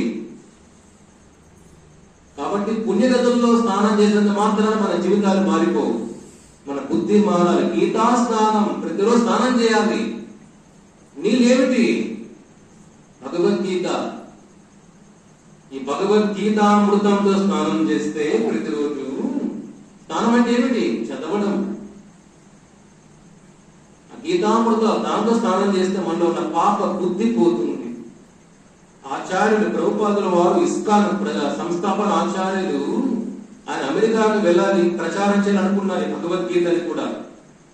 దానికి తర్వాత ఒకసారి లండన్ కి వెళ్తారు. ఆయన లండన్ కి వెళ్ళినప్పుడు ప్రభుపాదుల వారు లండన్ వాళ్ళు అడుగుతారు, మీరు ఎందుకు వచ్చారండి మా దేశానికి? అడిగినప్పుడు ప్రభుపాదుల వారు చెప్తారు, ఆచార్యులు, మీరు బ్రిటిష్ వాళ్ళు ఇండియాలో వచ్చినప్పుడు అన్ని తీసుకెళ్లారు, కోహినూరు డైమండ్, అంతే కదా. బ్రిటిష్ మ్యూజియం అంటే ఏమిటి? ప్రపంచం ఎక్కడ దొంగలించారో అవన్నీ అక్కడ ఉంటాయి. బ్రిటిష్ వాళ్ళు ఎక్కడెక్కడ దొంగలించి వచ్చారో అవన్నీ బ్రిటిష్ మ్యూజియంలో పెట్టుంటారు, మేము పెద్ద దొంగలము అని. ఇంకేం లేదు అక్కడ. అదే చేసింది. వాళ్ళు ఏం చేశారు సంవత్సరాలు? ఇండియాని అన్ని దేశాలు పరిపాలించి మంచి వస్తువులను పట్టుకొని అక్కడ పెట్టారు. ప్రభుపాదులు చెప్తారు, మీరు ఇండియా నుంచి అన్ని దొంగలించారు, ఒక్కటి తీసుకోవడం మర్చిపోయారు, అది ఇవ్వడానికి వచ్చారు. ఏమిటంటే భగవద్గీత, భాగవతం. అది మీరు తీసుకోబోలేదు ఇండియా నుంచి, కాబట్టి ఆ భగవద్గీత మీకు ఇవ్వడానికి వచ్చారు మీ దేశానికి అని అంటారు ప్రభుపాదులు వారు. చూడండి, అది మన సంపద. భగవద్గీత మన దేశ సంపద ఏమిటి? గీతా సంపద. దాన్ని మనం దాన్ని ఏమో తెలియకుండా జీవితం గడిపేస్తున్నామే. చూడండి, ఇప్పుడైనా మనం ప్రతిరోజు ఒక 2 నిమిషాలైనా, ఒక 5 నిమిషాలైనా భగవద్గీత దాన్ని ఓపెన్ చేయండి. ఆ పుణ్యం ఎంత వస్తుందో చెప్తాను కదా. కొన్ని కోట్ల సార్లు మీరు పుణ్యనదుల స్నానం చేసిన పుణ్యాల కంటే ఒక్క శ్లోకం భగవద్గీత విన్నా, చదివిన దానికి వచ్చే పుణ్యం 100లో అంటే ఒక భాగంతో కూడా సమానం ఉంటుంది. ఎందుకంటే పద్మనాభ ముఖశ్య, సాక్షాత్ భగవంతుడు మాట్లాడితే ఎలా ఉంటుంది? ఏదో గొప్ప హీరోలు మాట్లాడుతూ అందరూ వెళ్తుంటారు కదా, ఈ హీరో ఎలా మాట్లాడతారో, వీళ్ళు ఎలా మాట్లాడతారో. భగవంతుడు మాట్లాడితే ఎలా ఉంటుంది? ఆయన మాట్లాడేది ఒక గంటే భగవద్గీత, కానీ కొన్ని జన్మలు పడుతుంది అర్థం చేసుకోవాలంటే. అటువంటి అవకాశం మనకు ఉంది కదా భగవద్గీత. అది మన ఇంట్లో పెట్టి, పూజ గదిలో పెట్టి రోజు సాంబ్రాన్ని ఇవ్వడం కాదండి. మందు ఎందుకు అలమారాలో పెట్టుకోవడానికే మందు? జబ్బు తగ్గించుకోవడానికి మందు వేసుకోవాలి కదా. రోజు మందుని చూసి మందు చాలా బాగుందండి ఇది అని లోపల పెట్టి దానికి పూజ తొడవకుండా జబ్బు తగ్గుతుందా? జబ్బు తగ్గాలంటే ఏం చేయాలి? మెడిసిన్స్ వేసుకోవాలి కదా. షుగర్ ఉన్న వాళ్ళకి మెడిసిన్ వేసుకోవాలి కదా, లేదా షుగర్ పెరిగిపోతుంది. అంతే కదా. మనలో ఉన్న కామ, క్రోధ, లోభ, మద, మాత్సర్య ఈ జబ్బులని పోవాలంటే ఏ మందు వాడాలి? భగవద్గీత. అది మన జీవితాలను సరిదిద్దు చేసే, సరైన మార్గంలో పెట్టే భగవంతుడు మనకి ఇచ్చిన మందు. ఆ మందు రోజు మనం వాడితే ఈ జబ్బులని పోయామంటే అప్పుడేముంటుంది? ఆత్మసు ప్రసీదతి, మనసుకి ప్రశాంతత. ప్రశాంతత కొనుక్కోలేదు.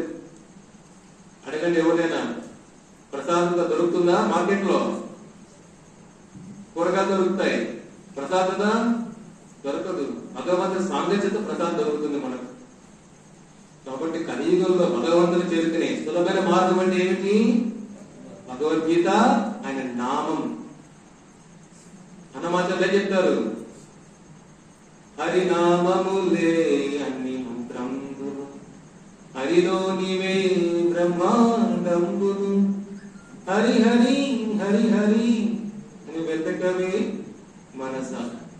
అంటే ఏమిటి? హరినామంలోనే అన్ని మంత్రాలు ఉన్నాయి. మనం ఏం చేస్తున్నాం? హరినామం తప్ప అన్ని చేస్తాం, అన్ని మంత్రాలు చెప్తాం. తెలుసు కదా, కష్టంగా ఉండేది చెప్తాం మనం. అవసరం లేదు కదా ఆయన. హనుమాన్ చెప్పారు, అన్ని మంత్రాలు హరినామంలో ఉన్నాయి, హరిలోనివే బ్రహ్మాండములు, అన్ని ఆ శ్రీహరిలో ఉన్నావయ్యా. నీ మనసు ఆయన కోసం వెతుకు. కాబట్టి శ్రీహరి నామం శ్రీహరి కన్నా గొప్పది. ఎందుకంటే భగవంతుని తాకాలంటే కొన్ని అర్హతలు ఉండాలి కదా. భగవంతు విగ్రహం తాకాలంటే, కొన్ని గర్భగుళ్ళని తాకాలంటే కొన్ని మన నియమాలు పాటించాలి. కానీ భగవంతుడికి నామం జపం చేయడానికి నియమాలు అవసరం లేదు. ఎలా ఉన్నా, పేదవాడైనా, ఎక్కడ ఉన్నా, ఎట్లా పరిస్థితుల్లో ఉన్నా భగవంతుడి నామం జపం చేయొచ్చు మనం. ఎలాగయ్యా అంటే, రామాయణంలో ఒక కనెక్షన్ లో ఒక స్టోరీ ఉంది. ఏమిటది? హనుమంతుడు నారదముని. నారదముని హనుమంతుని అడుగుతాడు, హనుమంత లంకకి వెళ్ళావు, చాలా కాల్ చేసావు లంక అంతా, కానీ ఒక ఇల్లు వదిలేసావే, ఎవరిదా ఇల్లు? విభీషణుడు. ఎందుకు విభీషణుడు వదిలేశాడు ఆయన? రామ రామ రామ రామ నామం అక్కడ వినపడుతుంది. అప్పుడు హనుమంతుడు అంటాడు, ఓ నారద, రామ నామం చేని శరీరం జీవన్ శవము. వాడు బతుకున్నా చనిపోయినట్టే. చూడండి, జీవన్ శవం, జీవన్ శవం, జీవమున్నా శవమే. అందుకే నేను ఆ శవం కాబట్టి ఏం చేశాను? కాల్చేశాను. ఇప్పుడు హనుమంతుడు ఏమంటున్నాడు? ఏ నాలుకైతే రామనామం జపం చేయదు, ఏ ఇంట్లో రామనామం వినపడదు, ఆ శరీరం శవం, ఆ ఇల్లు శ్మశానం. కాబట్టి నేను అన్ని శవాలు కాల్చేసా, వాళ్ళకి అంత్యక్రియ చేశా. పుణ్యమే కదా చేసింది. ఒక శవం రోడ్లో ఉంటే అంత్యక్రియ చేసే పుణ్యమే కదా. నేను చేసింది తప్ప ఏమిటయ్యా అలా కాల్ చేసావు అందరినీ అంటారు. ఇప్పుడు నేను ఇంకో జన్మలైనా వాళ్ళు రామ అని అంటారు. నేను మంచిగా చేశానయ్యా వాళ్ళకి, అంత రామనామం అంత శక్తివంతుడు అని హనుమంతుడిని అడుగుతున్నారు. ఒక పని చేయైతే ప్రపంచం తెలియాలంటే ఇది, నువ్వు వెళ్ళి విశ్వామిత్రుడిని ఇబ్బంది పెట్టు. నువ్వు కోతిలాగా కొన్ని చేష్టలు చేసి విశ్వామిత్రుడిని ఇబ్బంది పెట్టు, కోపం తెప్పించానికి, చూద్దాం ఏమవుతుందో అని అంటే. ఎందుకు అయ్యేమని అంటే ఇంతలా చెప్తాను కలిపి. హనుమంతుడు వెళ్ళి విశ్వామిత్రుడిని, ఎందుకంటే నారదుడు గురువు హనుమంతుడి, నీకు తెలుసుకోవాల్సిన విషయం ఇక్కడ. హనుమంతుల్లో అంత భక్తి రావడానికి కారణం నారదుడి యొక్క పాదధూళి. ఆ స్టోరీ తలా చెప్తాను మీకు, పెద్ద స్టోరీ అది. నారదుల యొక్క పాద ధూళితో హనుమంతుడు అంత భక్తి వచ్చింది. భక్తుడు లేకుండా భక్తి రాదు, గుర్తుపెట్టుకోండి. భగవంతుడు మీకు అన్ని ఇస్తాడు డైరెక్ట్ గా. భగవంతుడు మీకు అన్ని ఇస్తాడు డైరెక్ట్ గా. ఒకటి భగవంతుడు డైరెక్ట్ గా మీకు ఇవ్వడు. ఏమిటది? భగవంతుడు ఇవ్వలేని ఉందండి. ఏమిటి? భక్తి. భగవంతుడు డైరెక్ట్ గా భక్తి ఇవ్వడు. ఒక భక్తుడే భక్తిని ఇస్తాడు. భగవంతుడు డైరెక్ట్ గా భక్తి ఇవ్వడు. ఒక భక్తుడే భక్తిని ఇస్తాడు. భగవంతుడు ఇవ్వడు డైరెక్ట్ గా. కాబట్టి నారదుడి ద్వారా హనుమంతుడు భక్తుడే.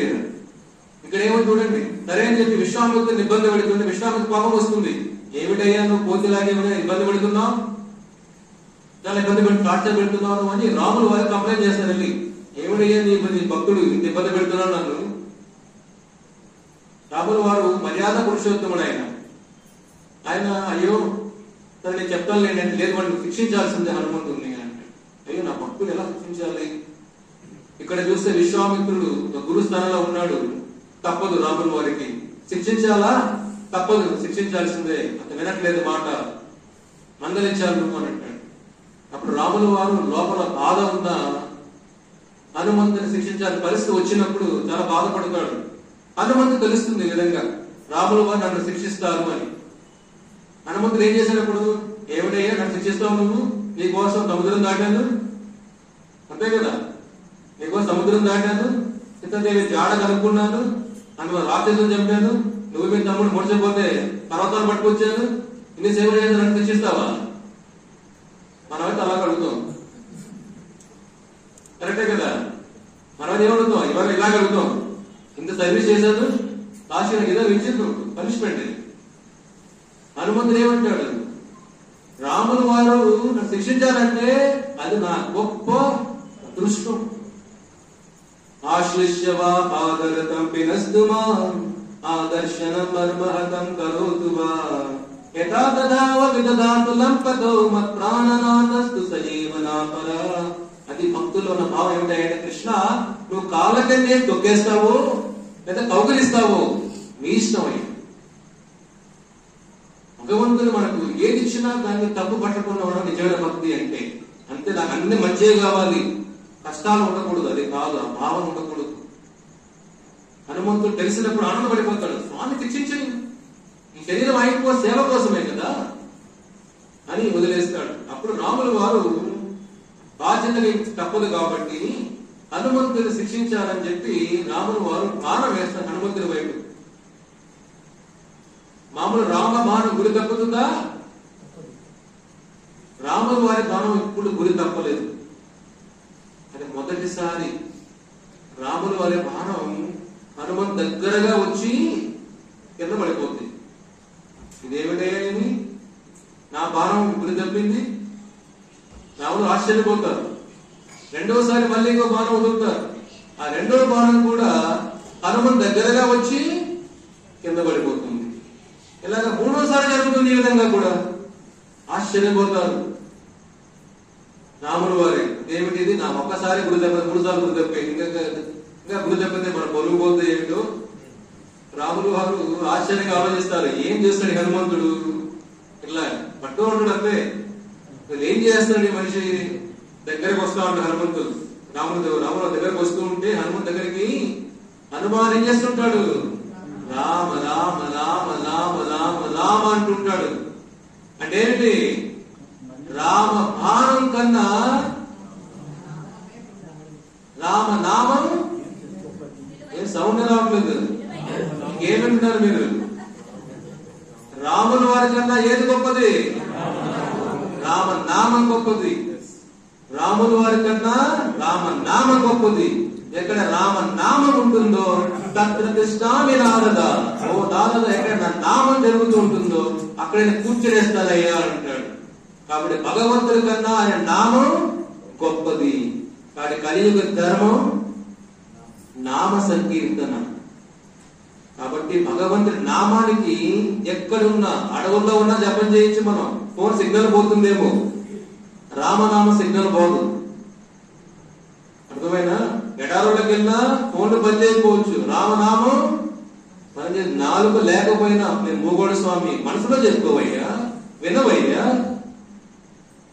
రామ నామ శబ్దం ఒక శక్తి అది.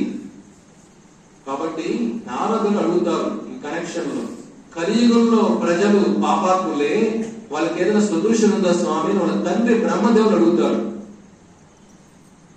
అప్పుడు బ్రహ్మదేవుడు చెప్తారు, హరే కృష్ణ కృష్ణ కృష్ణ హరే హరే, హరే రామ రామ రామ హరే హరే, ఇది షోడశక నామ్నా కలికల్మషనాశనం, నాతో పరతరో ఉపాయః సర్వవేదేషు దృశ్యతి. ఓ నారద, ఇది షోడశక నామ్నా, ఈ 16 అక్షరాల, షోడశక అంటే సంస్కృతంలో 16, నామ్నా ఈ 16 అక్షరాల బీజ మంత్రం, కలికల్మషనాశనం, కలియుగంలో అన్ని పాపాలు తీసివేసే నా మంత్రం ఇది. అన్ని వేదాల ఉపనిషత్తుల దుష్యతి, అన్ని వేదాల సారమే ఇది. నాతో పరతరో ఉపాయ, దీనికి మించిన ఉపాయమే సృష్టిలో లేదు నారద. ఆ షోడశక అంటే ఏమిటి? హరే కృష్ణ హరే కృష్ణ. ఎన్నైనాయి? నెక్స్ట్ చెప్పండి మీరే. కృష్ణ కృష్ణ హరే హరే. ఎన్నైనాయి? 8. నెక్స్ట్ హరే రామ. ఎన్నైనాయి మొత్తం? 16. బ్రహ్మదేవుడు ఏం చెప్పాడు? ఇది షోడశక నామ్న, ఈ 16 అక్షర బీజ మంత్రం కలికల్మషనాశనం, ఈ కలియుగంలో పాపాలు తీసివేసే మంత్రం ఇదే. దీనికి మించిన ఉపాయమే లేదు నారద. ఏ ఉపాయం కావాలి మనకు చెప్పండి? బ్రహ్మదేవుడు నారదుడు చెప్పిన మంత్రం ఇది. హరే కృష్ణ మంత్రం ఇస్కాన్ మంత్రం కాదు, శాస్త్రాల్లో వచ్చే మంత్రం అది. కాబట్టి మనకు ఎక్కడ ఉన్నా ఈ మంత్రం జపం చేస్తూ, చిన్న పిల్లవాళ్ళైనా పండు ముసలి వాళ్ళైనా భగవంతుడి కోసం మన దేవాలయాల చుట్టూ తిరగాల్సిన అవసరం కూడా లేదు. ఒక తీర్థయాత్ర పోవాలంటే ఎంత డబ్బులు ఖర్చు పెట్టాలి? తిరుపతి వెళ్ళాలంటే ఒక ఫ్యామిలీ 2 పిల్లలు తిరుపతికి వెళ్ళాలనుకోండి, ఎంత అవుతుంది? వేలల్లో అవుతుంది. అదే మనం ఆ బృందావన మధుర హరిద్వార్ పోవాలంటే, చార్ధామ్ యాత్ర పోవాలంటే లక్షల్లో కావాలి. మీరు ఇంట్లో ఉండి వైకుంఠం వెళ్ళిపోవచ్చు ఫ్రీగా. హరే కృష్ణ మంత్రం డబ్బులు అడిగా మిమ్మల్ని, ఫ్రీ మంత్రం కదా. మళ్ళీ శ్రద్ధ ఉండాలి. శ్రద్ధ ఉన్నప్పుడు మీరు ఎక్కడ ఉన్నా ఆ మంత్రం జపం చేస్తే అన్ని మంత్రాలు దీనిలోనే ఉన్నాయి. అంత శక్తి, స్వామి శక్తి అంతా మంత్రంలోనే ఉంది. ఇది ఒక్కటి గాని మనం రోజు నిష్ఠగా చేయగలిగామంటే ఆ సాక్షాత్తు శ్రీకృష్ణ భగవాన్ మన ఇంట్లో ఉన్నట్టే. మనలో ఉన్న పాపాలన్నీ తీసివేసి సద్బుద్ధి సదాచారాలన్నీ మన జీవితంలో అలవాటు పడుతాయి. మనసు నిర్మలం అవుతుంది. ఎలా అవుతుంది? సత్సంగత్వే నిస్సంగత్వం, నిస్సంగత్వే సత్సంగత్వ. సత్సంగం ఉంటేనే బయట పడగలుగుతాం. ఎలా? సత్ అంటే ఏమిటి? సత్ అంటే ఏమిటి? సనాతనం. సత్ అంటే ఏమిటి? సాక్షాత్ సచ్చిత్ ఆనంద.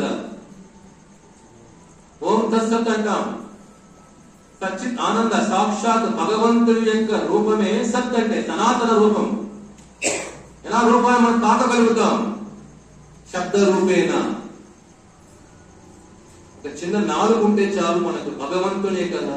ఆ నామాన్ని మనం పెదాల పైన కదులుతూ ఉంటే యమధర్మరాజు చెబుతారు, ఏ శరీరం పైన అయితే నామం జరుగుతుందో, ఏ శరీరం అయితే ఆ శ్రీకృష్ణుడి యొక్క నా పాదుక, ఏమిటి తిలకం అంటే ఏమిటి? కృష్ణుడి యొక్క పాదం.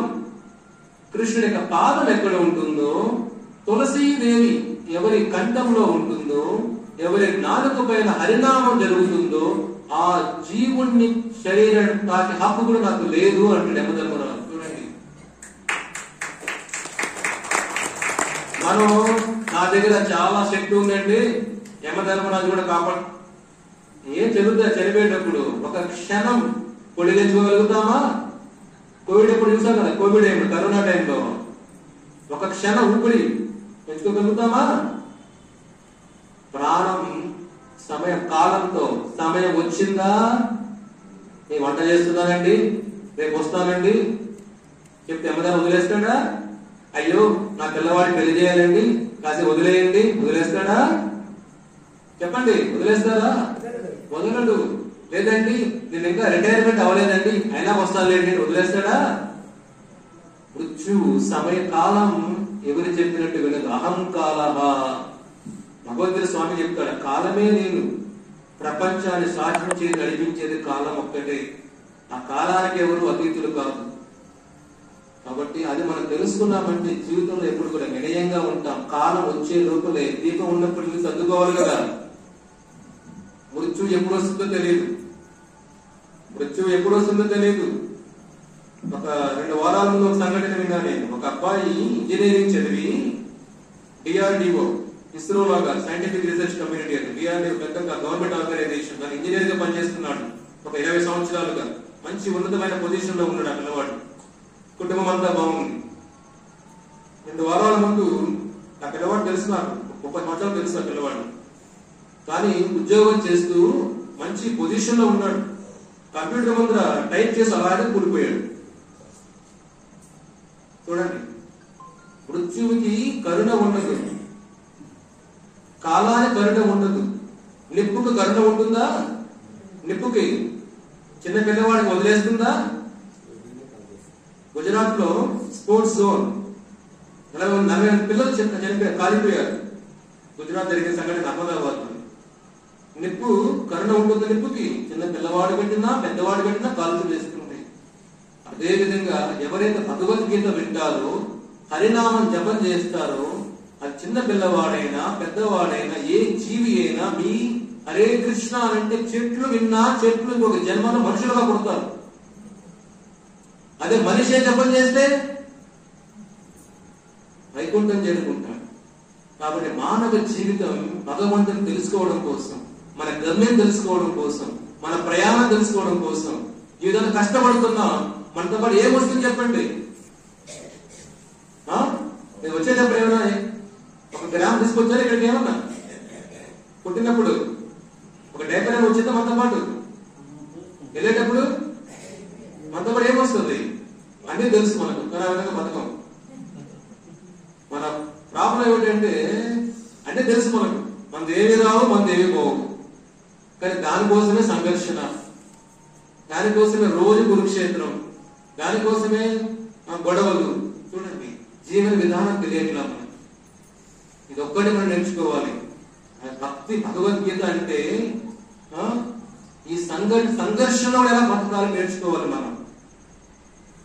లేదంటే మానవ జీవితం వృధా అయిపోతుంది. చెట్లు కూడా బతుకుతున్నాయి కొన్ని సంవత్సరాలు. దీర్ఘాయుషునంత మాత్రాన జీవితం బాగున్నట్టు కాదు, ఆరోగ్యం బాగున్నంత మాత్రాన నిజమైన జీవితం కాదు. ఆర్థిక ఇబ్బందులు లేవు కదా, అది ఆనందమైన జీవితం కాదు. భక్తి లేనప్పుడు అది జీవితం హనుమంతుడు చెప్పినట్టుగా ఆ జీవితం వృధా. ఎందుకంటే చెట్లు కూడా బతుకుతున్నాయి కొన్ని వేల సంవత్సరాలు. ఏమి ఉపయోగం చెప్పండి? కానీ మానవ జీవిత అన్వేషణ, ఆత్మ అన్వేషణ, మన కోసం అన్వేషించాలి. ఎక్కడికి చూస్తున్నాం మనం, ఎక్కడికి వెళ్తున్నాం, మన ప్రయాణం ఏమిటి? ఈ రోజు ఇంట్లో ఉన్నాం, రేపు ఇంకొక ఇంట్లో వెళ్తున్నాం. పక్షులు, చిన్న చిన్న మృగాలు, క్రిమి కీటకాలు, ఇవన్నీ ఎలా అయ్యావని కూడా చాయిస్ తో అయినాయి. అవన్నీ ఎవరికి చాయిస్ లేదు, ఇక్కడ అవ్వాలి అనుకోలేదు, కర్మానుసారం అవుతున్నాయి. కాబట్టి మన ప్రయాణం తెలియకలే, గమ్యం లేని ప్రయాణం డేంజరా కాదా? కారులో వెళ్తున్నారు, వెళ్ళాల్సిన డైరెక్షన్ ఇటువైపు వెళ్తున్నారు. ఇప్పుడు గమ్యం చేరుకుంటారా? మీరు బెంగళూరు అనేది ఇటువైపు వెళ్ళాలి, హైదరాబాద్ వెళ్తున్నారు, బెంగళూరు రాలేదని ఎలా వస్తుంది బెంగళూరు మీకు? కాబట్టి అన్నిటికన్నా ముఖ్యం ఏ గమ్యంలో వెళ్తున్నాం అనేది ముఖ్యం. భగవంతుడు మన కోసం ఏదైనా చేస్తాడు. ఇది ఒక్కటి గుర్తు పెట్టుకోండి, మనలో భక్తి భావం ఉండాలి. ఎలా వస్తుంది? సత్సంగం, మంచి సంఘం ఉంటే, మంచి సాంగత్యం ఉంటే మనలో కూడా అటువంటి ఆలోచనలు పుడతాయి. మన సాంగత్యం సరిగా లేనప్పుడు ఆ చెడు ఆలోచనలు మనం ప్రభావితం చేసి మన జీవితం కూడా చెడు ప్రయాణంగా ముందుకెళ్ళిపోతాయి. కాబట్టి మన సాంగత్యం మంచిగా ఉండాలి. కాబట్టి భగవద్గీత అంటే ఏమిటి? భగవంతుడి సాంగత్యం. మామూలు సాంగత్యమా? అది భగవంతుడి సాంగత్యం. హరే కృష్ణ హరే రామ మంత్రం అంటే ఏమిటి? భగవంతుడి సాంగత్యం. ఆ ఆ సాంగత్యం మనతో ఉన్నప్పుడు భగవత్ సాంగత్యం, భగవంతుని దైవ గుణాలు మనలో వస్తాయి. ఎప్పుడు మనలో దైవ గుణాలు వస్తాయో క్షమ, క్షమించే గుణం, ప్రేమించే గుణం, కరుణ, దయ, ఈ గుణాలన్నీ కూడా మన జీవితంలో ఉన్నాయి. నిజమైన ఆభరణాలు మనిషికి. డైమండ్ నెక్లెస్లు, గోల్డ్ యుగా నిజమైన ఆభరణాలు అంటే దైవ గుణ నిజమైన ఆభరణాలు మనిషికి. వారిని నిజమైన సాధు అనేవారు ఆ గుణాలు ఉండాలి. ఎలా వస్తాయి గుణాలు? భగవంతుడి ద్వారా మాత్రమే వస్తాయి. అది మనం మానవ జీవితం దానికి అర్థవంతంగా ఉపయోగించుకోవాలి. సో దీంతో ముగిస్తా నేను. కురుక్షేత్ర సంగ్రామంలో ఏం జరిగింది? ఉడిపి రాజు అడుగుతాడు ఏమని?